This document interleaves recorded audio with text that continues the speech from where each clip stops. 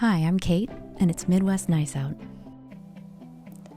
This video is for people who can't quite get warm enough during winter to want to go outside.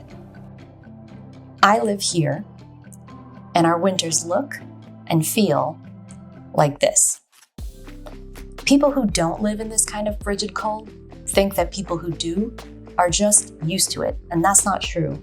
Only in the last few years did I get good at dressing for our winter. Conventional wisdom says dress in layers to beat the cold, but it's more complicated than that. It's actually a 3-layer system: base, insulating, and shell.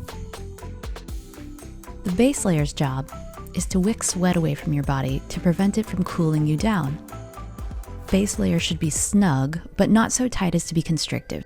They should be made out of a material that wicks, like merino wool, or a synthetic like polyester or a poly blend. The next layer, the insulating layer, should be a little baggier so that it can trap air which has been warmed by your body.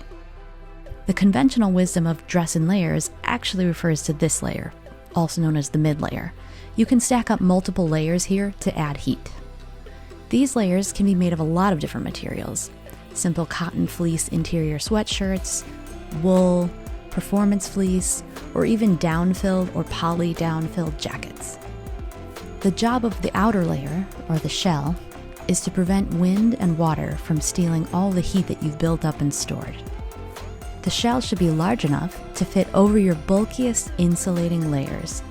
The material should be waterproof and windproof. It can be made out of lots of things such as waxed cotton, duck cloth, soft shell materials, hard shell materials, basically anything that has a water repellent finish. You can look for the term DWR, durable water repellent. I suspect that these terms will be new to you, so I'll make a video on just shells. When picking out what to wear, you're going to want to consider the temperature, or rather the temperature adjusted for wind chill, and also what you're going to be doing. The answer to these questions affect your dressing strategy. If I'm walking Fira outside in frigid weather, I might wear a base layer, 2 insulating layers, and a shell jacket. Although I'm moving, I'm not going very fast, so I'm going to need more help staying warm from the insulating layers. But when I'm skiing, I'm going to need base layers that can get quite sweaty from all the movement that I'm doing, but only 1 insulating layer, possibly thin, because I'll be fairly warm from all the exercise. But I need a shell jacket, shell pants, and goggles for my eyes, because in addition to the wind chill outside, I'm also producing my own wind chill by whipping down a mountain.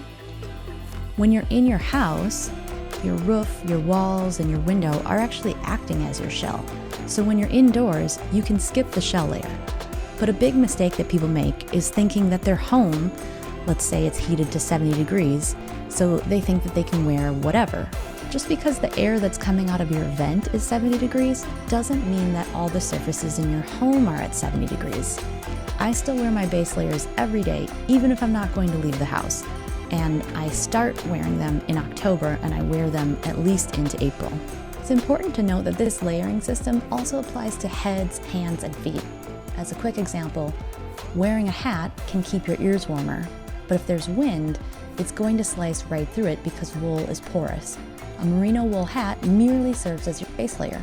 The insulating layer is the fleece lining of the hood, and the shell is the hood of the jacket itself. Okay, that's it for now. I'll be back next with an in-depth look at base layers and where to buy them.